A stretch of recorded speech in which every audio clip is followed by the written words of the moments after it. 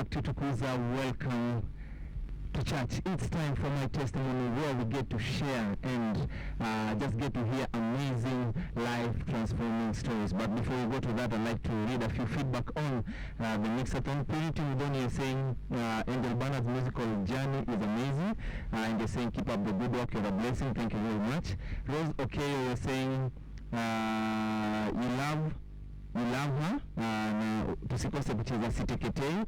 We hope mkubariki. Ida Jose, you're saying I'm watching, thank you very much. Mwende Michelle's you're saying you're loving the mixathon with Angel Bernard, thank you very much. Kajoneto mbarikiwa, unasema uko tuned, asante sana. Carol Maish unasema pia uko tuned, thank you very much. Keep your feedback coming. Our Facebook page is Tukuza. Our Twitter handle is at KTN Tukuza, and we're also on Instagram at KTN Tukuza. You can also follow at DJ Sadiq, and my DJ is Dan the DJ. The hashtag is Tukuza. Right now it's time for my testimony, and today we feature an amazing lady by the name Tegla Lorupe, who started running at the age of 7, had some challenges and difficulties growing up, but today she tells of a totally different story of God's goodness. Tegla, karibu sana. Jina nimepronounce vizuri. Kabisa ni kazi na crown. Unajaribu? Yes, karibu sana Tukuza. Asante. Maybe tuanze tu how your background was, how your journey has been growing up. Yeah, I think I already said a lot about my background. I grew up in West Magooth, and of course from the Western area. So for me to be an athlete, I used to run to school, and not knowing that I was doing the sports that I loved to compete and playing with my brothers. Yeah. So which are some of the maybe challenges you had when you were growing up? My brothers know very well that when we are a kind in the community where they see the kind such as domestic people to one is only to be a babysitter, of which I was also one of the babysitters helping the family and my aunt. The challenges was that I knew a lot of encouragement as a parents can have, and maybe to grow up with boys, it gives you also another kind of level. I was just fighting to be better than them. I would say encouraging was not apart from now, always you know that women are always protecting their kids. My mother was one of my role model. He was always there for me to see that I was doing better, and my little sister. And how was you said you were running to school. How was the school life for you going through school? One thing I loved the school because nobody gave me the opportunity to go to school. I went to school without permission from my parents. So I didn't see it was hard. The school was 10 kilometers every morning, 10 kilometers. And in the evening, that's when it was 20 kilometers. And don't forget that in school we used to have a lot of activities going on, and therefore I was due for school, and then I had to run back home. At a small age, I think I was doing a good, what can I say, distance. So at what point did you discover that it's not just kawaida running, that it's something that you're really talented in? Well, I didn't discover it myself, but during the classes, my PE teacher saw that I was very good in long distance, so I could run 100. So every Friday they used to have in the classes, and then from standard 1, I was almost better than the other class, and that's when my teacher told me, okay, I think you are going to be a good runner. And one thing, I was also playing football because I wanted to be with boys. I was playing netball, though I was a very small guy running up and down. But my talent was not on those things, my talent was on running. So you are generally very active in sports. I was doing everything. I think the ball from my toe, and then I said, no, football is aside, almost football. Right?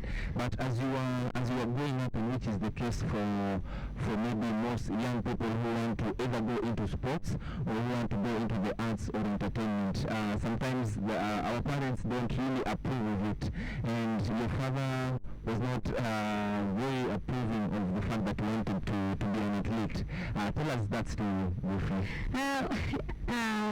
I don't know what I don't know if I can play or not, You know very well that when they protect the accounts, True. and you know very well that when a account leaves home for some training, to go to training camp, and the community over was no sports, if they go there, nobody. I think later on I became the first to quote camp. To come out of this community and the first man and woman to go out of the country. Therefore, my father was kind of like, it is not possible. It took time whereby he was telling me that if you don't do well in class, and then forget about learning. For me, I was struggling in class to do well, so that I don't have any problem with my sports. And when I set my exams, I did very well. We got the same thing with my brother. And then my brother was still very with the notes. Whenever I go out, I go to the books. So it took some time when I went to boarding school. Of course, I could do anything. Despite the fact that when I was still now, I can't hear my father saying no school is because you are not concentrating. But I had no other because I had to learn for the school. And then I realized that now I was somebody because when the student being sent home for school fees, so my administrators could tell me to stay in school because we are not going to do. So for that, it came to an advantage that the sports can help them. To give you some favor. Some favor living. Alright, and your journey is very interesting because most of the time you find someone who is very strong in sports is not very strong in class, but clearly for you, both in your studies you are strong and you are also strong in the field. But also you mentioned your brother, and it's very interesting that you've grown up in a family of very many kids. Tell us a bit about your siblings and how it was growing up with them. Well, we are many. For everyone had to count my kids, but I can say we are many. Yeah, my brother has 4 wives, and then we are very close together with my brothers. Okay, you can just use my name. We are very close with all the siblings, and I can say that I grew up also with a very family where they were helping other kids. My mother used to help the disadvantaged children too. Apart from my brothers and sisters, we are kind of growing. So, is there any other person in the family who was into sports? Before, what I told you about sports in my family, I realized my mother was a good athlete. Though she did not run to school, but during their years. And every time I used to come from Europe, going to high altitude, we used to go to my grandfather when he was 20 kilometers, but all the time we ran to with her. So if she was in school, I would say that she had the capacity or the talent that I have. But now I have brothers who are running. I have my niece who is playing rugby, but now she's a well-regarded study. Alright. And at what point did you now go professional? Because you said someone discovered you, but now at what point did you now start running professionally? When I came to college, I went to University of Science Technology, so I met with a future Pimani who was a trainer in the Air Force. And therefore, that's the time where you told me that I had to space in 1 year. That was a long distance, so from 3,000 to 10,000. I ran a clinic with both people like Susan Sirma and Esther Bermezan, and we got assistance. And for them, they had already come to Japan. I remember that 1998, I went my first trip to Japan, so for that, I realized that I had a talent, and that's how I had now to train very hard. Alright. And you've also mentioned Japan. I'd just like to know how the experience was for you the first time you went abroad outside Kenya. How was that experience for you, especially considering you are competing with foreigners? How was the first experience for you when you ran professionally abroad? I was always kind of like checking the other women when I see the white women. I say, I see that this woman will be better than us, and through the hardship that I went through. It was a relay, marathon relay. So I was given the longest distance, and I learned also that without shoes running on the panic and it was kind of it was really tough to run against the Russian Union and the Japanese. But for the first time we won the Ekidin and through our participation. So it was really special. It was a good experience. Yeah, it was a very good experience. And for me, I say, okay, everyone also can do something that will be better. And I know our viewers are watching, and a lot of them are inspired by your story. But one of the things that also stands out for me is that God was a very big part of your life. So at what point, both in your journey as a professional athlete and just generally as a lady growing up, at what point did you discover that now I want to have a personal relationship with God? Well, I did not start my personal relationship with God to be a very good runner. I grew up in a humble background, and I was always praying God. I was always asking God, show me the way. And for me, I think it was not because of God. To come from community where it wasn't easy. God protected me, and God gave me the life. And I'm saved and born again Christian. And that's why the things I'm doing, I see that me, it's not a part of Tegla. One day I had a lot of frustration when I was not allowed to go out of the country now. I come from a conflict area. And nobody could understand that a little girl come from the God can run and perform well. I remember one time my passport and everything is upside down. It was written I'm coming from Monday. Even the birthday because my father did not give me the ID because I was underage. And then I didn't think they didn't really want to get a passport for me. It took some time for me to realize that okay, I'm a Kenyan, but I should also be related to the community where I come from. So I had to go and try to get my passport to say I come from Western Cape, of course I can. So I say that okay, despite the challenges, when God opens your door, no one will close. And if God has closed that door, there will no one to open. So God opened my doors. Despite the challenges that I was going through, despite the challenges that when there is a conflict among communities, I went through. But it was God's grace that I succeeded until today. Right.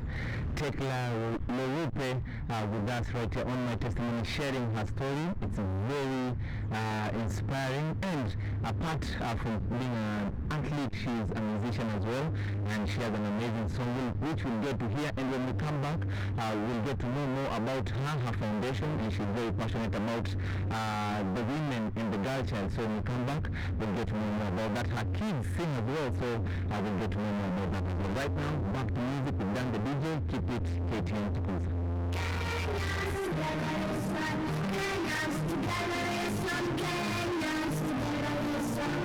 For you.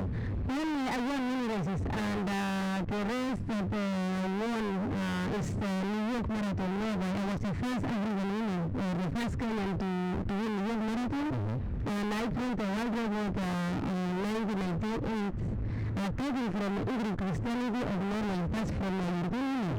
And that's something that it opened the doors for our women in this nation. So many people came behind, like Catherine Dereva, people like Vivian Boria. So for me, it was a struggle, but I'm proud that I struggled and it opened the doors for our people.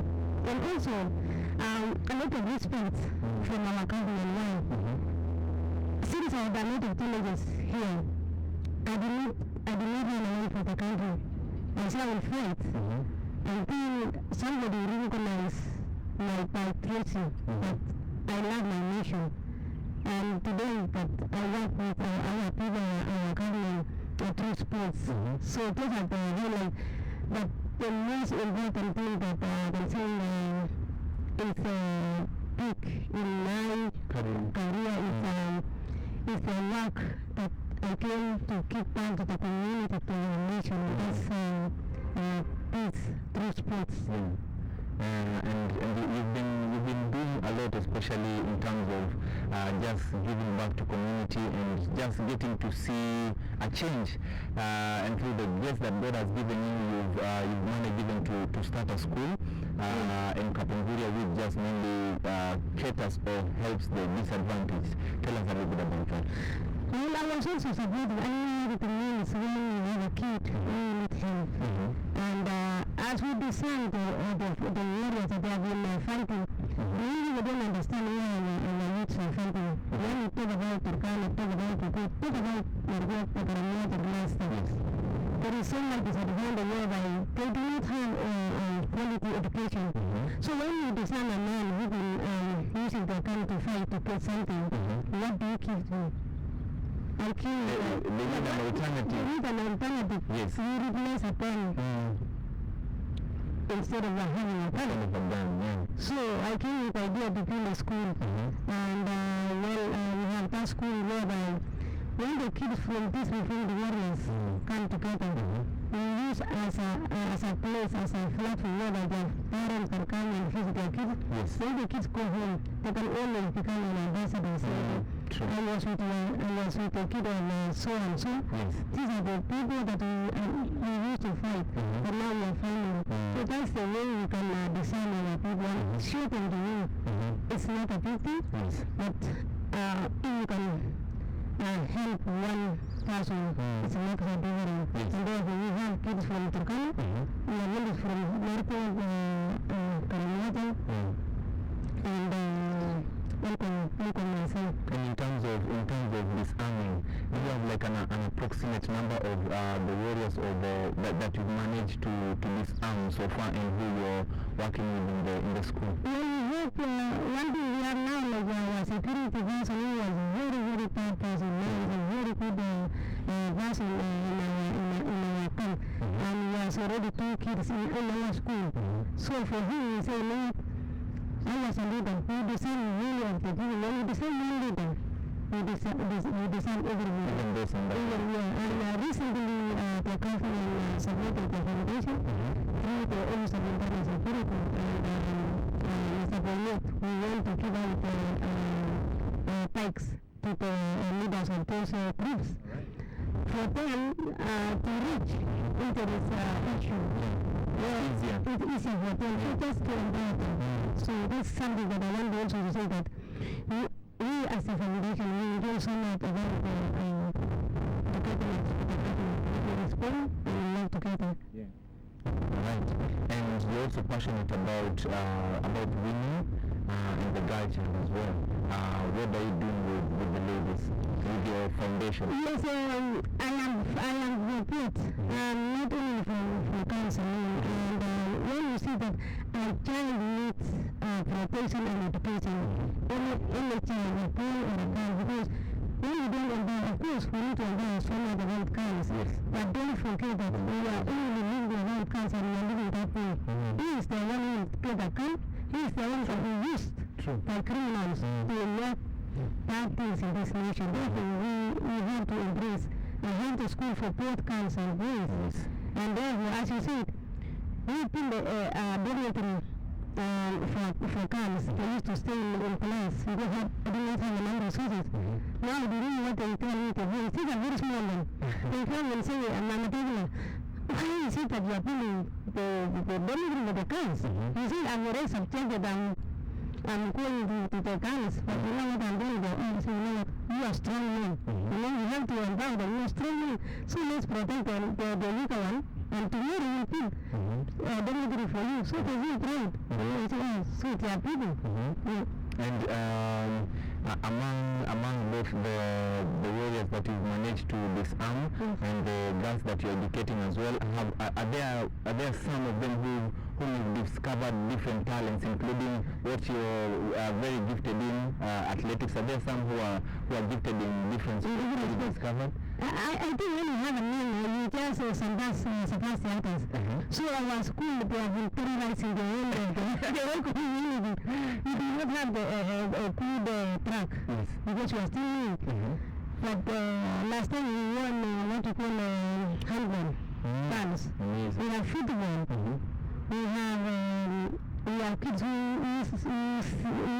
score into music.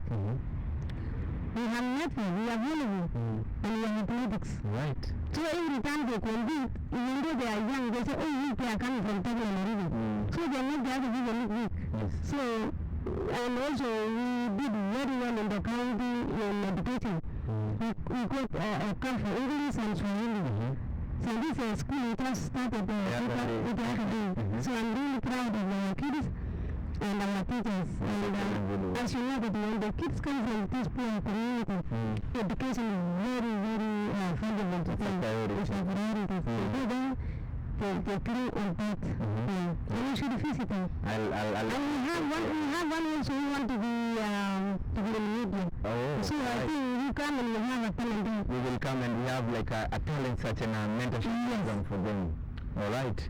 And Tekla, a lot of not girls and boys, but mostly the ladies, the girls look up to you. A lot of them are watching us and they are gifted. Some have, they are talented in singing, others can run like you, but most of the time you find that girls are very afraid to venture out, and most of them feel like some careers are mainly male dominated, something I cannot venture in. Right now, I just want you to just encourage either a young lady or a young guy who is watching us and is very talented and passionate about something, but maybe I can I'm not ready. But what I was going to tell the kids out there or women or any kind that you know, don't fear. Try and do your limit. Sports or your talent, it doesn't come easily. Now it did not come easy. I used to be number 1, but clearly they take somebody number 8 to go to compete in Europe, and they say people are not need it. But for me, I say I don't want to allow you to kill my talent, but one day I'll do it. The best thing when somebody will do, and the justice was advice that stay disciplined, be humble, work hard, and if somebody is ready to listen to advice, seek advice.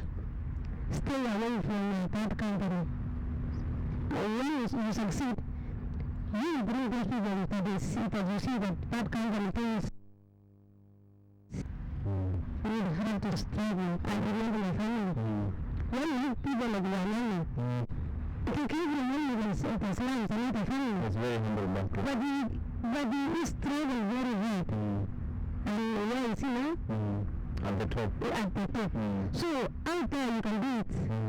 And matters, they should protect, they should also encourage their parents. Because that kind of man in Ghana. When I went to Karamega in 2004, it was difficult even for our government to cross a place called Amudat. But I had to go there with our security. From the Uganda side, they took us to Karamega. But we had a risk. 2 old men came, they were looking for Mr. Lorupe. And then I was introduced, they said, no, we are looking for Mr. Lorupe. We brought a change that it will never happen in this region. And I said, it is me. They looked at me and they said, a car is important, even more than a pen. And this is a very old man. And then they asked me, I have 2 cars that they have already taken. He has already taken cows for the girls who married. He asked me, can you take her? I'm going to return the cows because I know my brother will be like you. But 40 cows can be stolen by the good tomorrow. And my daughter, she will never. That alone gave me encouragement to come and start a school. I had to ask the European ambassador last time, can you help these guys and pay this for the school fees? So you can see the value in the car that after people will see, okay, they can do something with the society. So mothers and fathers, let's help our parents. Let's help our children. Right. Thank you very much for coming, and maybe there are also guys who are watching and they'd like to support, they'd like to be part of the amazing things that you're doing in the community. How can guys get in touch with you? Well, we are in Shalom House, the corner, and can give my number. Yes. So my number is 0737 55 37 84. One more time.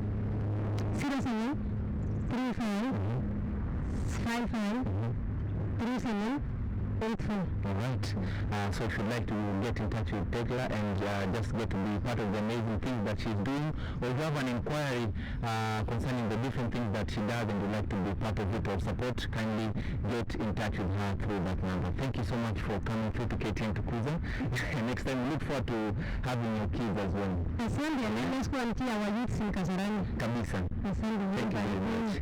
Tegla Lorupe, personally, I'm starstruck. I'm just humbled even to interview her right in Tukuza. Amazing story. We hope that it has been an inspiration to you right there at home. Right now, Tukuza takes a short break, but don't go far. We will be right back.